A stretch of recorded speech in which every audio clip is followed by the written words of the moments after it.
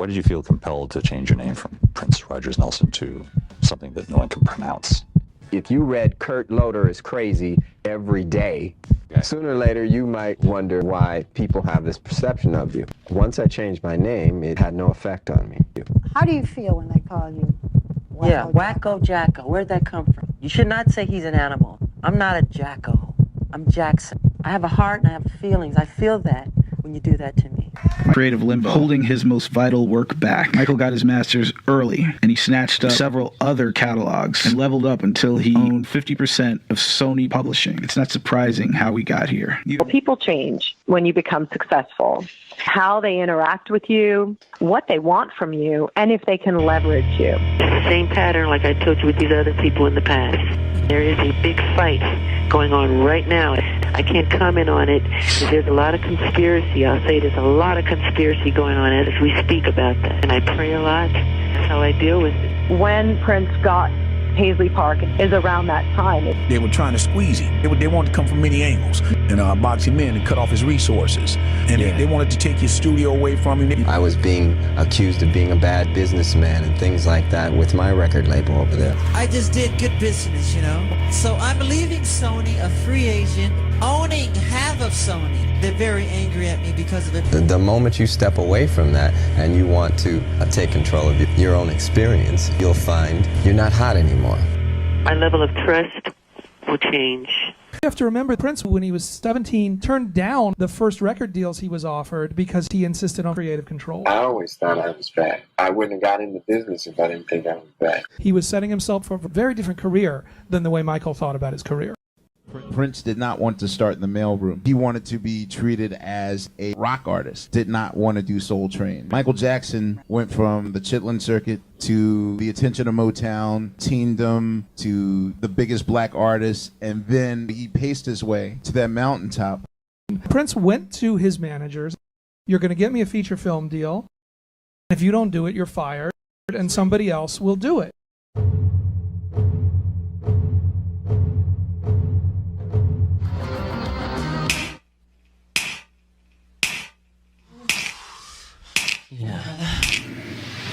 In the 80s, two musicians were consistently pitted against each other. It's like you were either a Michael Jackson fan or you were a Prince fan. The media would have had you believing that they were rivals in some kind of musical war. What they were was fantastic performers. Prince and Michael Jackson drove each other.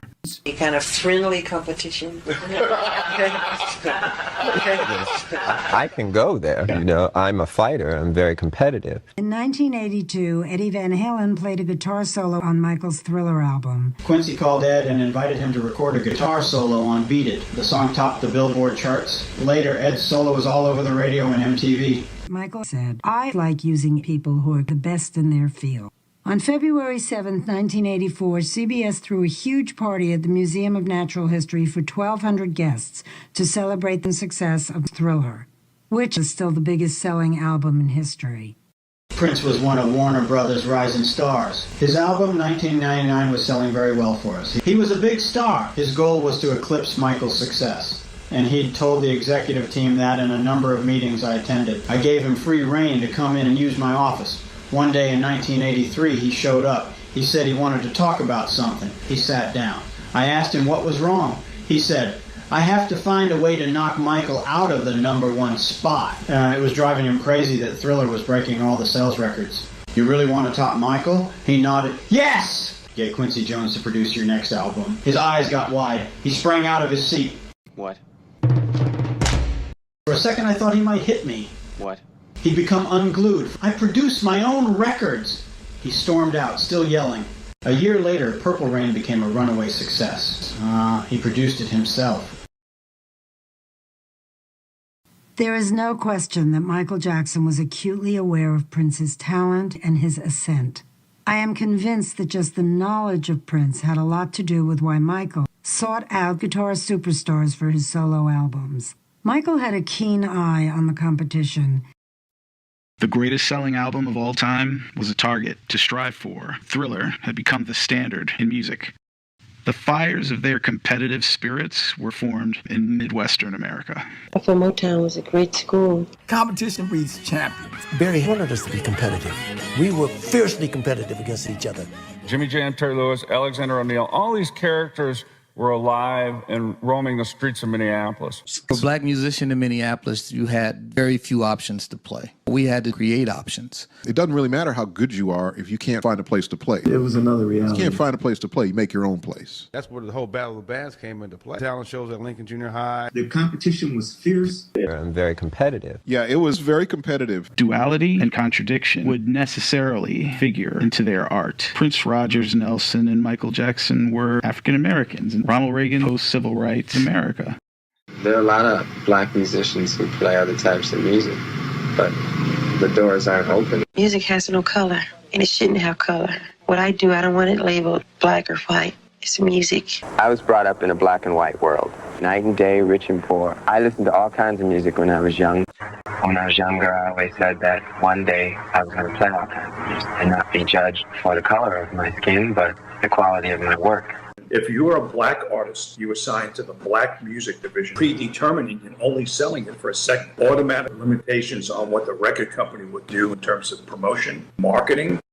He put out a first album, nobody seemed to notice. It made it on the R&B charts. The R&B charts was its own ghetto. Most people in the record industry didn't even read the R&B charts. Prince wants to do the time, and he wanted the Rolling Stones tour. Well, I go to Quincy Jones, who I had worked with Brothers Johnson.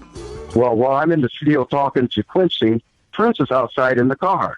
And I said, Quincy, I need for you to do this, that, and whatever. He said, Perry, I can't right now because I'm in the studio with Michael, and we're doing Off the Wall. I felt the untapped vocal equipment that could take him even much further. So we took a shot. Because there's other kinds of sounds of music that I love to do. It hurts what is inside of me and it can't get out. Right after I graduated from college, I was able to get my job at Right On magazine, and I became the editor about 6 months later. The company that owned Right On had a licensing deal that Motown had set up. Somebody had to be able to get along with the Jacksons because they had to be in every single issue of the magazine. Prince used to call the job all the time. He would just ignore his calls. We didn't know who he was, never heard of him. Right. His music was different. I found out he was on Warner Brothers, and they said, look, this guy, we can sell more posters of him than we can sell records. He would call like 2 and 3 times a day. People were tired of talking to him. He called and said, come to SIR recording studios. After that, I will have to be in the magazine. Went down there, he started playing all these different instruments. I was like amazed. He was really gorgeous looking, at these green eyes, the big afro. Nobody's seen anyone like him before. I agreed to put him in the magazines. After getting in the magazine, it became a lot easier. And even Michael Jackson would say, who is he? We were looking to make music for the masses, for everybody, and let everybody decide if they like them. Well, now it's time for the AT10 Spotlight Album of the Week. Michael Jackson's Off the Wall has produced 4 hit singles. Rock With You and She's Out of My Life, Off the Wall, and Don't Stop Till You Get Enough. Girl, when I do those solo albums and I'm doing all kinds of different music, it's wonderful. I feel like I'm accomplishing what I'm supposed to do. And it was very successful. Do you have any plans for any more solo albums? The public kind of demands once they enjoy something. No one really understood what he was trying to do. One thing they don't believe this is my real name. Another thing they don't believe the clothes I wear. They think I'm doing it to gain attention. I don't think they understand yet. In 1979, he put out his second album, Prince. An astonishing thing happened. No one knew who he was, and that album went platinum. Meantime, now we get our first gold and platinum record. Prince did like me, yes, he did, but I didn't date him. But Prince would call up and be like, he was like, yeah, like LaToya. He has a deep voice, so yeah, LaToya. I give him a hard time. We've gone roller skating. We all went together, and Prince was there. We met. That was my first time meeting, but we all met up together. I think it was like that. Kathy Hilton was there. My brother Michael was there. My sister was there. So it was like a group. It was in the Valley, yeah. But it wasn't just me. It was everybody. Well, actually, I went with my brother, my sister, and Kathy. So no, I didn't date him. No. I would always like hang up on people. I'm like, who is this? Yeah. LaToya. Okay, click. But he always used to call up. He was finishing up some stuff with the Time, and they would fly out periodically, flying the tapes from Minneapolis to Sunset Sound. I have never experienced flying. The limo takes me to a hotel. Prince calls, he'll pick me up with Morris. Pulls up, let's get you a date. Okay. My new boss and my new friend Morris head out to an apartment. Prince knocks on the door. This girl named Ola opens it. She's so beautiful. Morris looks her up and down. I hope she got some friends. And I'd see Prince when they came into town, and I'd drive them around in my car. Ola Ray was with him. I slammed the car door accidentally on her leg. Oh my God, I'm so sorry. Is your leg okay? She was looking at me like, are you for real? Prince laughed. You tried to keep Thriller off, right? And that part of your history? No, that's part of the disinformation. Right. No. So why can't there be a pop album or an album? Why can't every one be like a hit song? Why can't every song be so great where you can release it as a single? The next album, Thriller, its impact was beyond our wildest belief. In 1982, MTV was a walled garden. I think we always thought it'd be a success, but what it's turned out to be is a phenomenon that exceeds the boundaries of cable television and music. Eddie Money's Shakin' from MTV. You also got to watch the Peter Gabriel video, which I am going to get to real soon. Mark Goodman, he's the same VJ that hosted the Purple Rain premiere in '84 and the Thriller premiere in late '83. So it was Billie Jean, and you said not on my network. There were no videos by any black artists. You're not going to find much R&B. That's until 1983. I'm just floored by the fact that there's so few black artists featured on it. Why is that? We are looking for a certain sound and a certain point of view. But there seem to be a lot of black artists making very good videos that I'm surprised aren't used on MTV. What cable television does best is specialize. One thing per channel. You know exactly what you're getting when you turn on the channel. It was 24-hour heavy metal, crazy images. Yeah. Billie Jean, they said we won't play it. They came out right and said it. We are not all things to all people. Mark Goodman, he explained to David Bowie why MTV's playlist was so devoid of black artists. We want to play artists that seem to be doing music that fits into what we want to play for MTV in terms of narrow casting. That's evident. Bowie looks unconvinced. We have to try and do not only New York and Los Angeles, but also Midwest. Pick some town in the Midwest that will be scared to death by Prince. That's and black very music. Interesting. Isn't that interesting? That's what's happening. We're being sat in the back of the bus television style. And if Pittman gets away with this, and there are other cable shows that pull him, they're going to try it. I mean, I was like saying to myself, I'd have to refuse to be or have to do something. Every time I was trying to outdo myself. And when they played it, oh my God, they were asking for everything we had. Right now, Michael's being a token on MTV. And so is Prince, who probably doesn't even care. Prince was starting to cross. We were going more rock and roll. The audience is about 75% white. And that number kept going up. He really wanted to do the Little Red Corvettes in the 1990s. He was changing. 1999, Little Red Corvette, that was the breakthrough. It wasn't the typical looking R&B band anymore. The lighter faces were definitely calculated marketing. Well, you know what they say about MTV, it would never made it if you hadn't been wrong. 1984 was the year that the 80s were the most 80s. If you were listening to the radio, you heard everything. Michael, Prince, Madonna, Duran Duran, Culture Club, Chaka Khan, Billy Idol, Cyndi Lauper, Wham, Lionel Richie, Van Halen 2. It was all there. Thriller record came. It was time. Michael was on MTV. Prince was going to get on it. Little Red Corvette, 1999.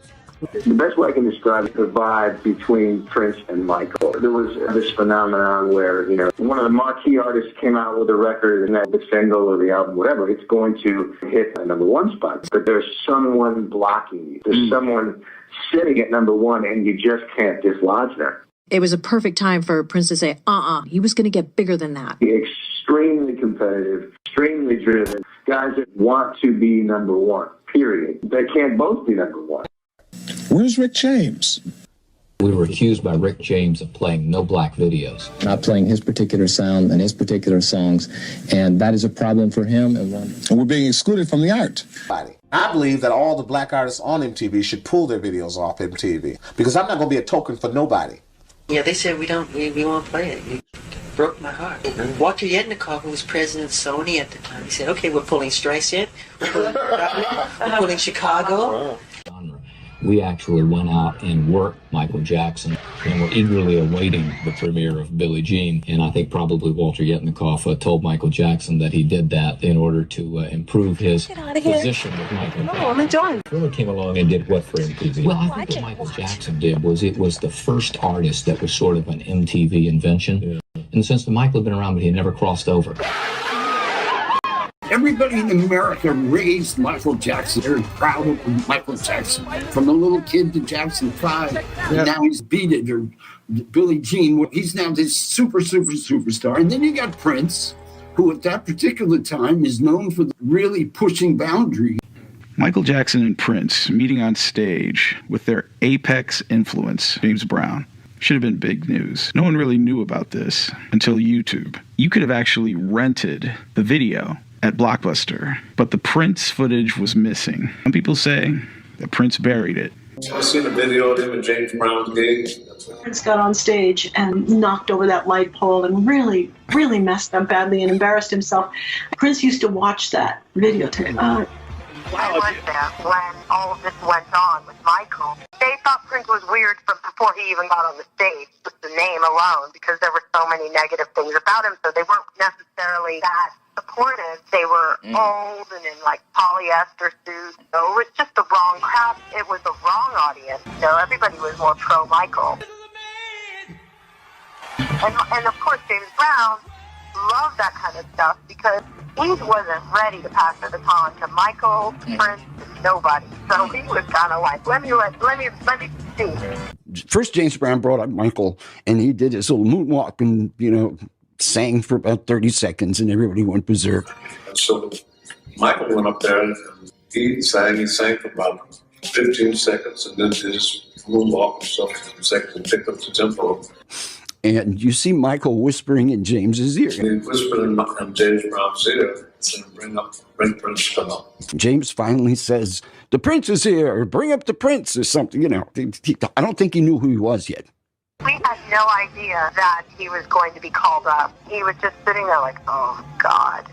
Just jumped on the back of his bodyguard, took his glove, threw him off, and then threw him back at him, and came up there and stopped and challenged Michael. But Michael had 25 years experience, and Prince had 5 years. He always had this thing that's all over the place.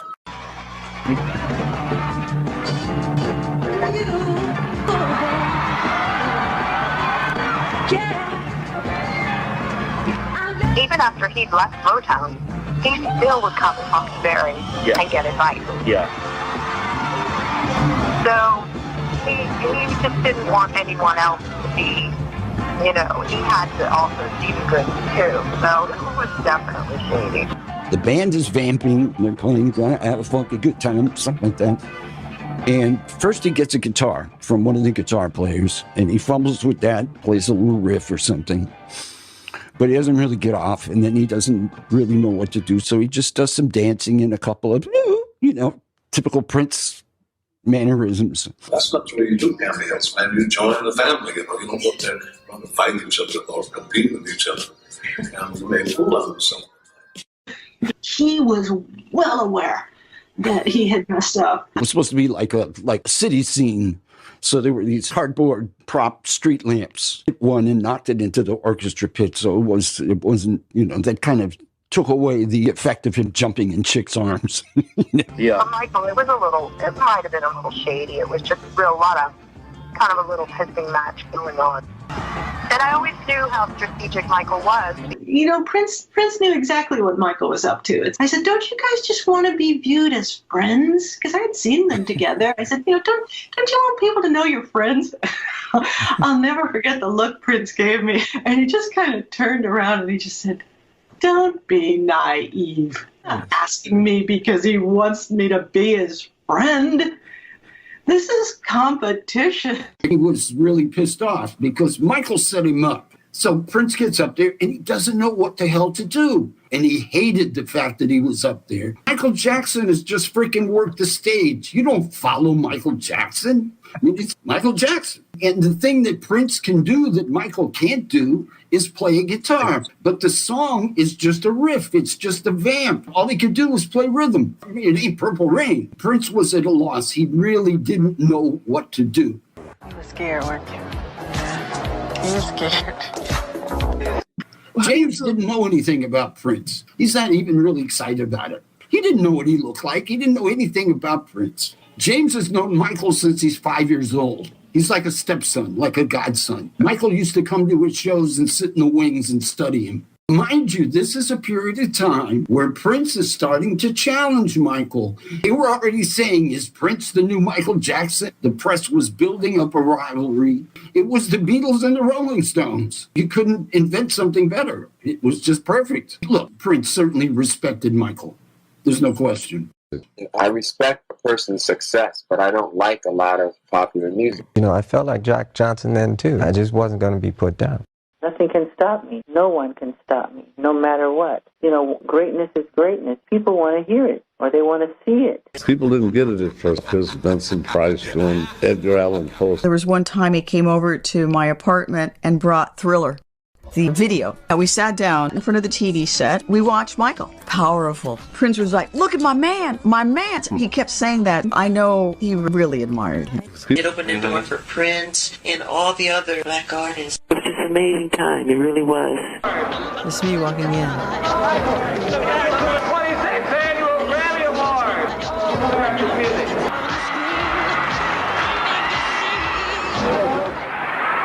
Thriller had won more Grammys than any other album in the history of music. It created so much phenomenon and such adulation and notoriety on a universal level that it was very, very hard to go anywhere, do anything without press and helicopters and people sleeping in your bushes and hiding in your trees. Some people are entertainers and some people are great entertainers. Some people are followers and some people make the path and are pioneers. I worked at Billboard at the time, and Billboard does this huge Michael Jackson special. He sold all these records. But the last page was a giant ad for Purple Rain. It says, the Purple Rain will begin. Thriller was also the setup for Purple Rain. You know, you had Michael making that mini movie. Right. Prince was very competitive. I mean, he really took it to everybody. Thriller? Oh, I'm doing a movie. I knew Prince was a superstar. I worked with Billy Joel, Billy Idol, Paul Simon, Peter Gabriel, David Byrne, Aerosmith, Kiss, Queen. John Mellencamp was one of the most explosive entertainers you've ever seen in your life on stage. Michael Jackson was one of the most ferociously in-command performers you've ever seen in your life. But one of at least the top three of all the explosive stars was Prince. If the music is knit into your bones so bad that you need to make music almost every single working hour of the day, that in working hour, that you need to make it every leisure hour of the day, it's the thing that you live for. To you, it's more valuable than eating, breathing, and sleeping. The persistence is automatic. The work ethic is there. You have part of what it takes to be a star. The other part of what it takes is that ability to go explosive and ecstatic on stage and take the audience explosive and ecstatic with you. Those were all qualities that Prince had, possibly more than any other musical artist. It was a perfect storm. There's no way to teach someone how to do it because so many things have to line up. The movie was the surprise hit of the season. He won an Oscar. Have you seen Purple Rain yet? Have you? The winner is Prince for Purple Rain. When Doves Cried, it sounded like nothing that was on the radio. Let's Go Crazy was #1 on R&B station. There's nothing been that fast on the radio since. I could have never imagined this in my wildest dreams, and I would like to thank the Academy and, most of all, God. Thank you very much. He won tons of Grammys. The record sold tens of millions of copies. It wasn't just the music, it wasn't just the movie, it was the fashion, it was the style. And he had black and white kids dancing together in his videos and in the film. It's limitless. We just scratched the surface with all that stuff. I got a lot of surprises. I don't want to give them all away. The phenomenon was just crazy. And it was this black guy doing it. My concerts have always been dear to me, and it's almost a shame that I got so good at making records. I think of the live performers of his generation, Prince is probably the best. I think Prince could take out Michael Jackson on one night, or Springsteen, who I think are the three best I've ever seen live. The Purple Rain tour, nothing like that had ever done before in black music. The only other thing that rivaled it, of course, was Michael Jackson, who was blowing up at the same time, setting up something that young America was looking for. And it was just a phenomenal pinnacle. It really was. And then after all of that, I announced that I was going to tour. The press had been trying to destroy the Victory Tour. My job was to figure out who was doing it and stop it. There was somebody out to make trouble with the tour.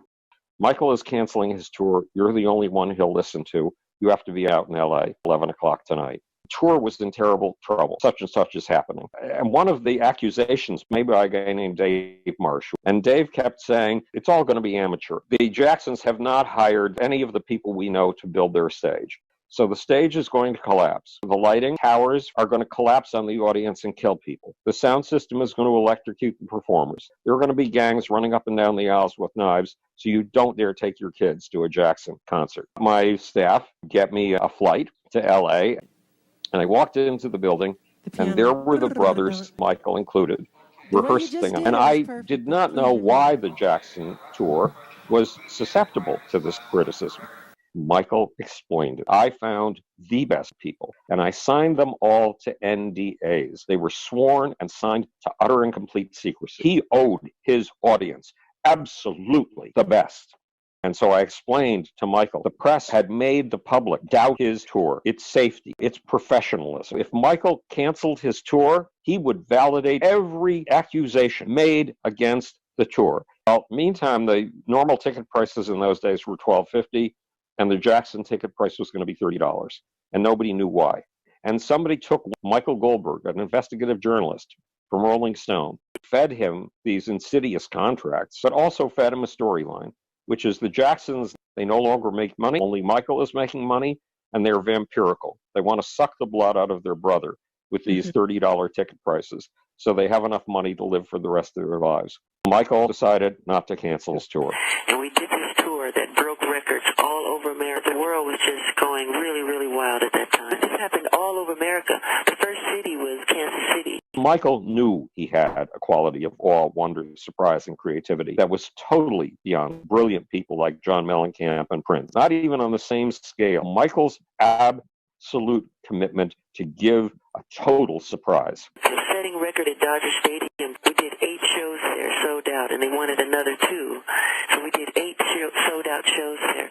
Right now we're in the middle of this tour. And the demand for tickets was so great. We played as much as 6 or 7 nights in the same city. And we're talking about arenas.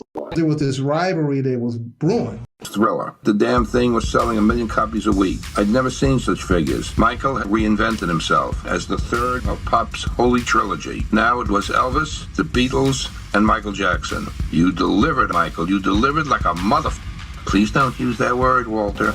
So I think last year you saw an unusual number of new artists. He was making so much money for the promotion of these new artists. A lot of people have been helped out by Michael. Thriller became an artistic, critical, and financial juggernaut, just like Purple Rain. 1984 was Prince's coming out party. He did all. His career had risen to a new level. He was a superstar. Billboard does this huge Michael Jackson special. The last page was a giant ad for Purple Rain. And it says, the Purple Rain will begin. You know, you had Michael making that mini movie. Prince was very competitive. Random thought he was nuts when he was talking about making Purple Rain. Well, you know, you can kind of get a feel. There was no movie out like that at the time. In that first weekend, we were number 1 at the box office. The choreography, the music, and edits, and shot selection based upon respecting the one idea, whatever that genesis is, so that you reach a revelation. Michael's mother implored him to do an album for the brothers. The Victory album was released on July 2nd, 1984. The album art originally had a white dove perched on Randy's shoulder. The Purple Rain album was released the previous week. By the time the Victory album hit the stores, When Doves Cry was the #1 song in the country. The dove was removed from all subsequent covers. The most storied events in pop music history are happening in real time. This is the era of the 10 million seller of the super tours. The Jacksons have mounted a gigantic stadium tour. The Victory Tour was the biggest tour of its day. It set records, 60, 80, 100,000 tickets sold per venue for multiple nights, only stadiums. The Jacksons released the Victory album as a companion to the Victory Tour. Victory was the Jacksons' first album with Jermaine since they left Motown. Jermaine enjoyed some success at Motown, but he was now signed with Arista, and his album, Dynamite, sold nearly 1 million copies. It was the most successful of his career. The album introduced the world to Whitney Houston, and Michael joined him for a duet. Jermaine's success meant that there was more than one star on the Victory Tour. That was Jermaine's position. Michael has his own manager, Jermaine has a separate manager, and the other four brothers have got another manager. It was just very difficult to get the thing together. Decisions were majority rule. Michael was willing to do the entire tour for free in order that the ticket prices would be lower. He was voted down by his brothers. He's doing the tour because of his family, but he himself is upset in a lot of ways with the dealings that have been going on. I wasn't sure. I didn't think Mr. Brothers wanted to do it. His brothers would occasionally veto his ideas. Mr. Brothers didn't give me support. All the pressure gets left on me. The story of how the surreal torture music video was made paints a picture of how disorganized things could get. In the book, I Want My MTV, John Diaz recalls, quote, that Michael was at the initial meeting for Torture. He said, I want to do this and I want to do that. Then he didn't show up for the shoot, unquote. Perry Lister was the choreographer on Torture. Jeff Stein wanted me on board as a choreographer, but I had to get approved by the Jacksons first. We're on the Victory Tour, right? Very beginning of the Victory Tour. I was dating Paula Abdul. We dated for like 4 years. I was the one who got her in the industry.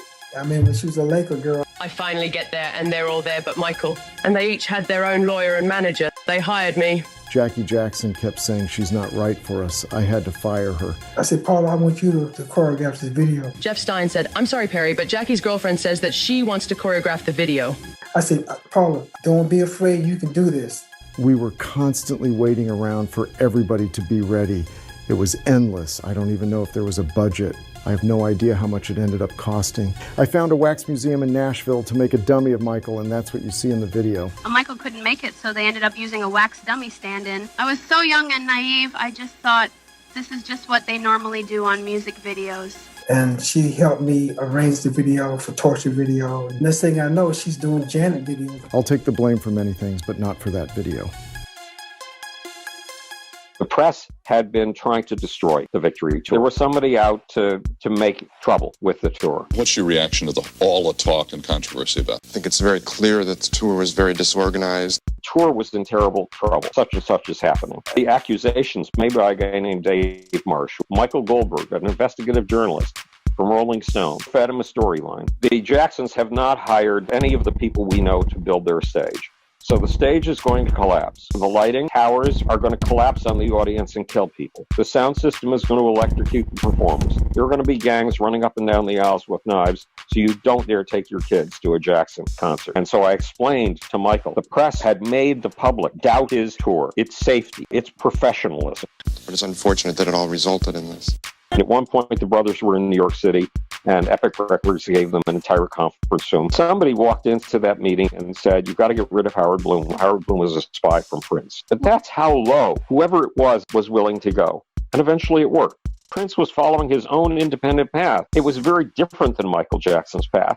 He wasn't learning anything from Michael Jackson because, like Michael Jackson, he was a true original. So there was no way that Prince was the least bit interested in spying on Michael Jackson. I think everyone in their right mind strives to be special. That's the whole thing, to do something somebody else isn't going to do. I just look for that all the time. I mean, you can look at our show. I'll do what the other person wants. After I left the band, I'm the special guest on the Billy Idol Rebel Yell tour. Fresno, California. I come off stage after my set's done. The woman from the management company came up to me and said, hey, wanted to tell you, we got a call from Michael Jackson's office this afternoon.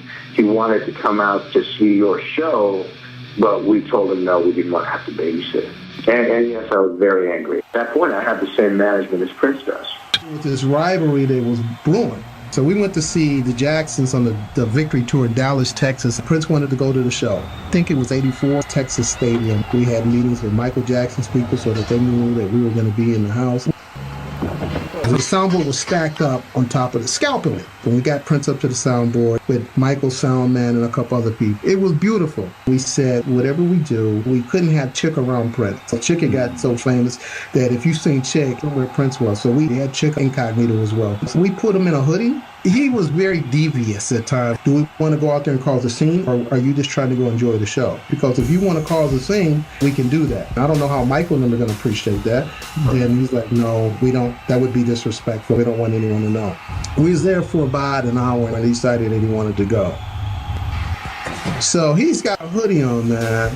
And he looks down at me, gives me this devious look. I'm like, oh, come on, man, let's don't do this. He pulls the hood off. He gets down on the field. This girl looked up.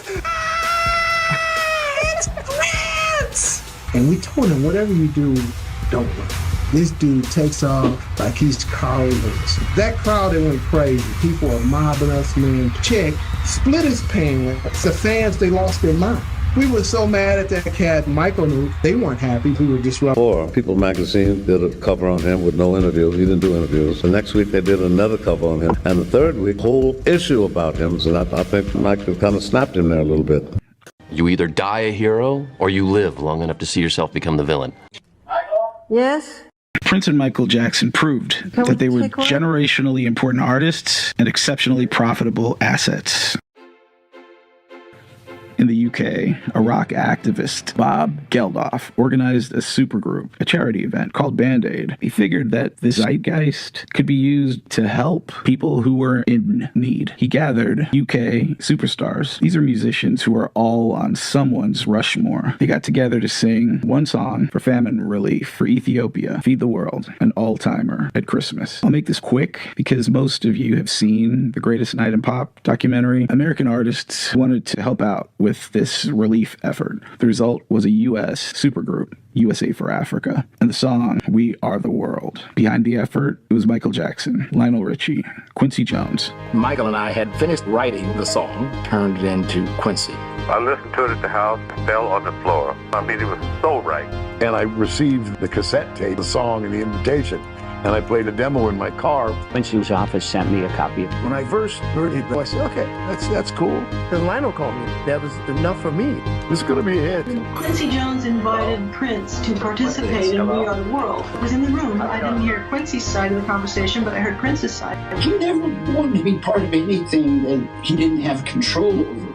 Everyone that recorded with Prince said that Prince would record vocals alone and in the dark. So there was no chance that Prince was ever going to record vocals with a bunch of strangers in a semicircle. Never been an assemblage of that many people to make one record. Everybody else is going to be there. Not to mention the fact that it's a cause he should be associated with. And Prince said no. Quincy was pissed. Quincy took it personally. He didn't do his image any good by not showing up for that recording session a couple of weeks ago. While a lot of people have respect for his talent, they don't like him very much. 46 of America's top singers came together to record We Are the World. Some 37 artists donated their time and talents to help create We Are the World, that will go to aid starving children in Africa and the United States. How are we going to do this? Is everyone going to be in a room separately? And Quincy said, no. We're all going to be in a circle. It was one night I'll never forget as long as I live. It was double duty. I was hosting the American Music Awards that night. Everybody at the awards was talking about it. See, the studio, this was huge. Propelled to the top of the charts by his hit motion picture, Purple Rain. Here is the super exciting, super talented Prince and the Revolution. Life is death without adventure. Adventure only comes to those who are willing to be daring and take chances. I just want to thank God, the Warner Brothers, my band, Wendy, Lisa, Matt, Mark, and Bobby. And did you have any difficulties at all that night? No. Smooth as silk? Well, I would say smooth as silk, you know. We had lots of puzzles to solve, I would say. There were two people conspicuously absent from that, and I must tell you, Prince and Madonna. Madonna wasn't invited to sing on We Are the World. I know Quincy and I know Michael, so I'm going over to the recording just to hang out. We all went to dinner together. Yeah, I was supposed to have a rendezvous with Nile Rodgers. He hasn't shown up yet. I said to Madonna, I said, okay, we're heading over to A&M. And I could feel her feeling bad about that. And it was really not nice because we were all there. And that was sort of a slap in the face. I know she felt bad. We were there at 10 o'clock. The only people they left in the studio were the musicians themselves. The media was out there. It was a serious concern. Okay, you're not going to do that, but understand something. You can't go out clubbing. And this recording session is bigger than the award show. This is the biggest thing of the year. Bob Cavallo and, Prince management told Quincy Jones that Prince was ill. We were staying at the Westwood Marquee. We had a plan. We got to keep him in the hotel. We went back to the hotel to celebrate. It's a great night. We won awards and to celebrate and let's toast. Have a couple extra drinks. He wasn't a drinker. He'd have 2 drinks and fall asleep. Piano and sweet and playing. Big party. We gave him all the props he needed to feel important, to feel good about the night. Prince, are you there? Prince. About 3 o'clock in the morning, the phone rings in my room and it's Chick.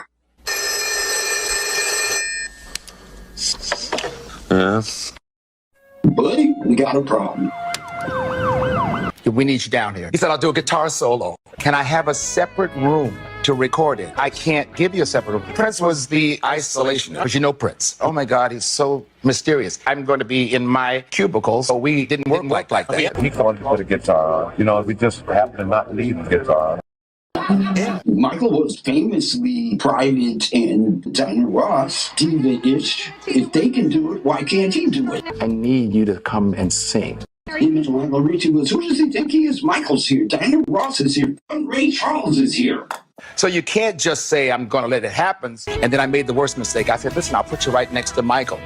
There seems no hope at all. No, he said, I don't want to do that, but can I send Sheila? And it was all good. That night, We Are the World, Prince sent our sister Sheila to take his place. And so I called Prince, I said, I think maybe you should come. It's pretty cool. We're having a great time. There's Paul Simon. There's Bob Dylan. Lionel Richie, Stevie Wonder, Kenny Rogers, James Ingram, Tina Turner, Billy Joel, Dionne Warwick, Willie Nelson, Al Jarreau, Bruce Springsteen, Kenny Loggins, Steve Perry, Daryl Hall, Michael Jackson, me. Stop. Ray Charles. Forget about it. It was getting late, and they kept asking, well, do you think you can get Prince here? And I just started feeling like I'm being used. He was already talking about the song he was going to do for the album. He's had a couple drinks. He's getting sleepy. And I guess it got to be about 1 o'clock. The party broke up. We finally figured, okay, mission accomplished. Michael came to me and said, Prince isn't coming. Who do you recommend? And I said, Huey Lewis. I'm in the lounge telling jokes and having fun, thinking it's over. Quincy wants to see you. Really? Quincy, hey. He says, hey, Huey, Prince boycotted. Where's Smelly? Smelly, get over here. Sing him your line. And he said, sing it, Huey. I sing it good. Got Prince's line. Michael tried to set Prince up. Prince rarely sings in E minor. Oh, Michael Jackson, you slide devil. You purposely set up this game once again for Prince to follow you. Me and Big Chick is at the Westwood Marquee. He called Chick to go out. And I remember Big Chick saying, yeah, why don't he just keep his ass inside? Why don't he just sit down? So Jerome, let's go to Carlos and Charlie's. He wasn't even supposed to be out. About 3 o'clock in the morning, the phone rings in my room and it's Chick.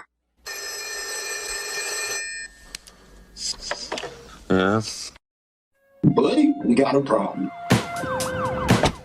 That one incident in Los Angeles, for example. Yeah, exactly. So we're trying to go to dinner. That's all we're trying to do. I don't want to eat no hotel. I want to eat someplace else. So we pull up to this joint, They went to Carlos and Charlie's.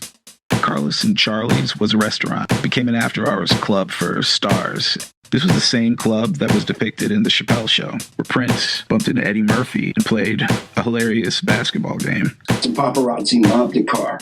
Wally was with them, Wally Sanford, and Larry, the bodyguard. The guy was freaking huge. We went to Carlos and Charlie's like 2-something in the morning, 1-something in the morning, LA time. I kept calling. I was not going to let it go. He was at Carlos and Charlie's.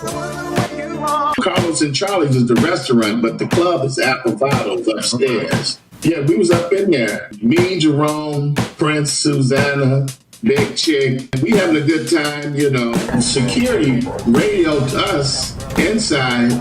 We proceeded to leave out the club. Prince's driver, Murray, pulls up to the curb right there on Sunset. Murray hit the locks on the door. Prince and Susanna jumps in the limo. The paparazzi opened the back door and shot off maybe 20 shots. I mean, my man tried to get in the car. He invaded his privacy. Prince said, get the film up, get the film, get the film. It's like all of a sudden I'm in the midst of like chaos. You know, I'm in the midst of people acting like barbarians, and I couldn't understand it. I punched him in the eye, knocked him in the bushes. So do we laugh? Now everybody knows it's Prince because it's a purple limo. Car pulls behind him. Horrible in there. We get Big Larry and I was in the chase car, the Cadillac behind Princeton limo and Big Chick. Prince took a public relations hit for missing We Are the World. As far as the incident concerning the photographer goes, I got accused for sicking some bodyguards on people. Photographer said that he'd been attacked. Police locked up Larry. We went to jail. So it wasn't just about Prince having this issue, but you also had our bodyguard who's on tour with us in jail. How to get him out is now going to be in the press. Prince attacking a photographer at Carlos and Charlie's while the whole record industry is doing really well. That's exactly what happened. That's the whole purpose. Mess up somebody, you know. The media ran Prince through a meat grinder after the We Are the World incident. What I've heard in the last couple of days here is that while a lot of people have respect for his talent and think that he certainly added a great deal to the musical world, they don't like him very much. Honestly, I think, you know, he's an okay piano player. I think of Prince as a person that knows some piano chords. Musically, I find a lot of things I've heard before. He didn't do his image any good by not showing up for that recording session a couple of weeks ago. Then on top of it, his bodyguards caused a fuss. In general, he's been rather arrogant, and that doesn't go down very well among these people, as you can well imagine. USA Today and a lot of the papers, they're talking about Prince. It's just disappointment, you know, from one person to another, that he wasn't there when he was asked to, you know, sort of why, you know, you feel a jerk. But I mean, I would like to ask that same jerk to please donate one of his tracks for this album, because millions of people love him and millions of people like to hear it. Probably would have just clammed up with so many great people in it. So I had to deal with that. I felt people were tired of looking at me. You know, who wants another picture of him? I did not feel that was appropriate for my 10-year-old child to have purchased. It just made us angry. I met a girl named Nikki. Guess you could say she was a sex fiend. The hearing was a media circus, accusations of pornography and censorship, reminiscent of the McCarthy hearings. I tell you, it's outrageous, Phil. And if I could find some way constitutionally to do away with it, I would. Dan and Steve Peters took their case before the St. Paul City Council. They cited examples of sexual lyrics in Prince's music. They suggested the council cancel the Prince concerts altogether. The city of St. Paul wants to provide a public platform for him to endorse values that the city itself does not believe in. If Prince wants to have freedom of speech, he should do it on his own platform and not on a platform that's provided by tax funds like the Civic Center. Dan and I are both tax-paying citizens in the city of St. Paul. We are helping support Prince, and we don't want to. I just want people to know that I'm very sincere in my beliefs. I've been accused of a lot of things contrary to this. Both Michael and Prince managed their public image by becoming reclusive, limiting interviews and access at the height of their popularity. He cut off the Purple Rain tour after 6 months, realizes I've got to go tour the States, Europe for the next 2.5 years. I'm not doing this. He got bored. He was already on Under the Cherry Moon. He was 2 albums past Purple Rain by the time he was mid-20s. He was just done with it and ready for the next thing. He got way in front of himself. I think if he would have really milked the Purple Rain experience, so it would have been even bigger than what it was. You don't know what it's like to have to play the same guitar solo 96 times in a row. After people saw the movie, it was a script. It was, he's like, you change one thing, somebody has a complaint about it. When I was doing the Purple Rain tour, I had a lot of people who I knew I'd never see again at the concerts, just screaming in places they thought they were supposed to scream.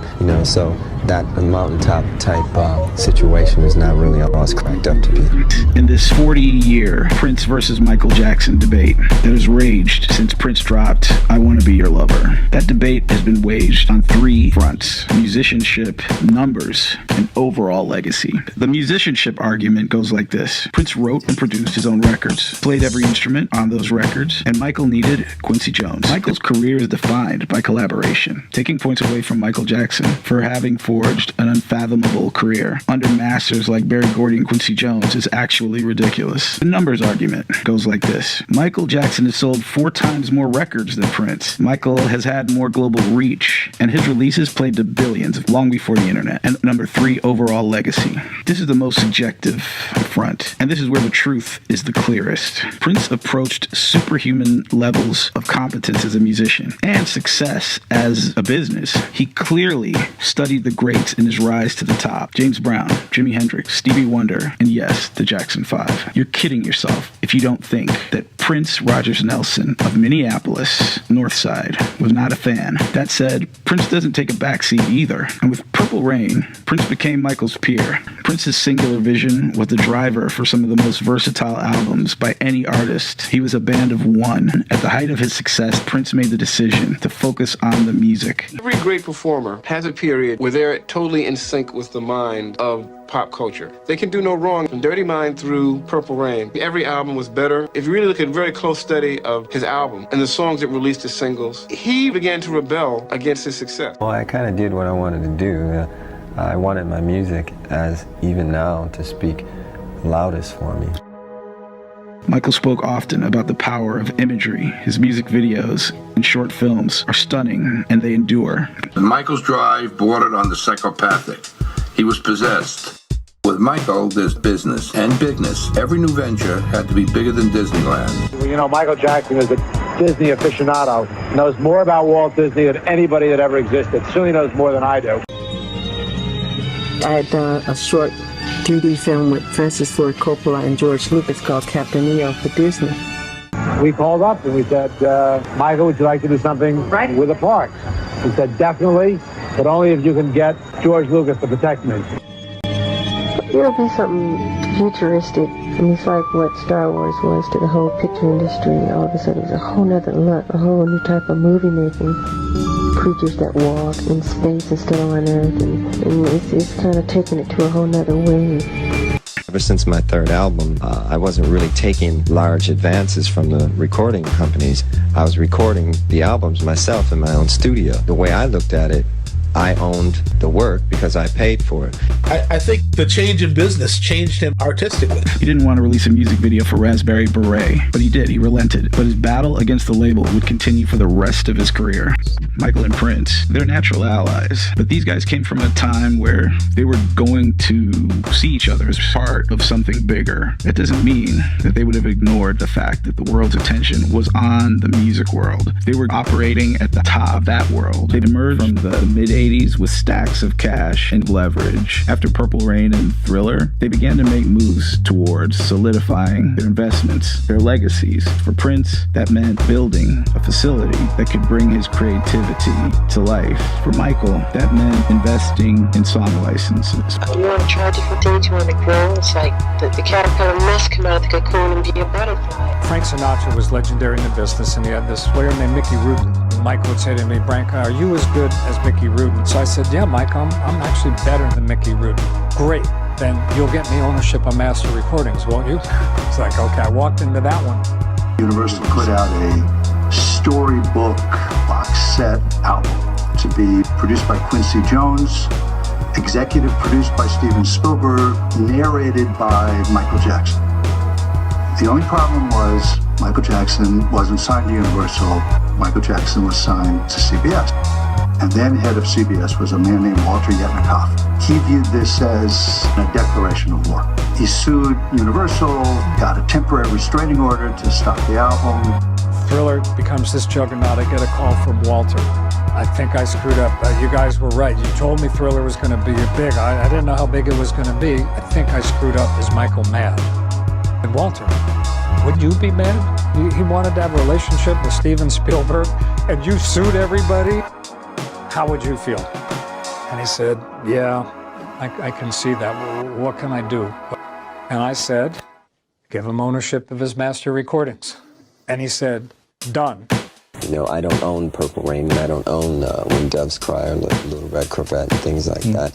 And if I had the ownership rights to these particular masters, that makes you a player. Prince's lawyer was Barbra Streisand's lawyer. I said, when Barbara did those records that were associated with the movies she made, how much did they give her record to Columbia? He said, we gave them 50 cents a record. So I offered that. And in order to get a contract, I went to Warner Brothers. Bob Daly and Terry Semmels, who was co-president of Warner Pictures. They wanted $1.35 per record. Warner's was supposed to give us $7 million for the publishing. But I said, how about if it's only $6 million instead of $7 million? I made a deal where if I can just not give you any publishing, you only have to give us $6 and you get $1.35 a record. But Warner's gets 20 cents after $2.5 million, which meant at 50 cents a record, he would have got $6 million. Instead of $1.35, it's going to get $2 million. But Warner's gets 20 cents a record after $2.5 million. I traded $1 million of the publishing. We sold 12, 15 million, whatever the hell the number was. He'd take me out for a steak dinner.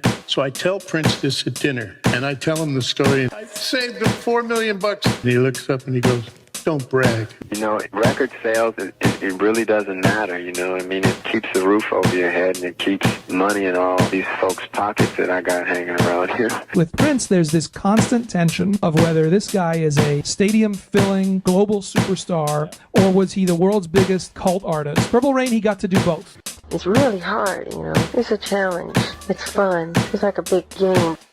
I used to work with him, and he'd say, I'm going to get your records, you know. He'd go, I'm going to get your songs. I'm going to buy your songs. I suppose Michael knew I was trying to sort of get control of him, and I kind of thought he was joking. Money was pouring in. Michael was on a buying tear. Michael came to me and he said, I saw Paul McCartney's song catalog. He showed it to me. Do you think you can help me buy copyrights? Absolutely, Michael. The minute you sign your name, you've been set up. Unless you're part of the elite class of recording artists, the legends who remain active in the public's imagination, you'll be trampled on and forgotten. History has shown that even those legends are never completely out of danger. Well, we didn't think songs could be owned, me and John. We just thought they were in the sky. On the Northern Songs thing, which was me and John, the lion's share of whatever songs we did were taken by someone else. I was pissed off. And Dick James, he didn't tell us, he did it. He went and sold it to Lou Graves. And that's all we knew. We read it in the paper, I think. Yeah. The Beatles' catalog was up for grabs. McCartney and Yoko Ono had stopped bidding. The price was too steep. Beatles placed these songs in a corporation. The Beatles lost control of the company. English company owned 251 Beatles songs and was for sale. Such a volume of so many songs, all the Beatles music, and it's a huge catalog. I devised a strategy with Michael. We had an investment committee. David Geffen, John Johnson Communication, and Walter Yetnikoff. Michael asked my opinion. They want $52 million. I think it's too high. I'd be careful. Everybody thought too pricey. Leave it alone. And Michael, he wanted them. So Michael wrote me a note. Branca, don't over-negotiate. This is my catalog. Michael Jackson. The notion that an artist was going to compete with the corporations that own the music business was unheard of. We announced the acquisition of the Beatles catalog. It's almost a feeling that Michael didn't have the right. Love it. You know, I thought it was a joke. McCartney protested, but the truth is that Paul had the resources to buy back his songs. He simply chose not to. I mean, he's one of the most laid-back, relaxed people you'll ever meet. It's like anyone with anyone. I just start talking to him, just asking him about his life, telling him about mine. I mean, he's like 23. Yeah, well, I'm twice his age, aren't I, nearly? I can't think of any specific thing you do. You know, you don't, right, sit down there, Michael, now we're going to communicate. Though I was a kind of elder brother figure, which is how I feel to him anyway. Because I thought, here's the guy to give Lennon McCartney a good deal. Then I started to ring him up. I kept saying, that's just business, Paul, you know. So we kind of drifted apart. Michael's business acumen was sharp. The value of those songs has increased dramatically. Michael wasn't careful. He bought the catalog. He was right to disregard my advice. I mean, well, let's face it. Who wants mortality? I mean, everybody wants immortality. You want what you create to live, be it sculpture or painting or music or composition. Like Michelangelo said, I know the creator will go, but his work survives. That is why to escape death, I attempt to bind my soul to my work. That's how I feel. He had Around the World in a Day in stores 2 weeks after the tour ended without a single, sounding nothing like Purple Rain. I sort of had a FU attitude. I feel like Around the World in a Day was too close to Purple Rain to be judged by itself. I thought it was very uncool of Warner Brothers to go and say, well, you only sold 5.5 million copies of this record, so it's kind of a flop after Purple Rain sold like 18 million. And for them to just kind of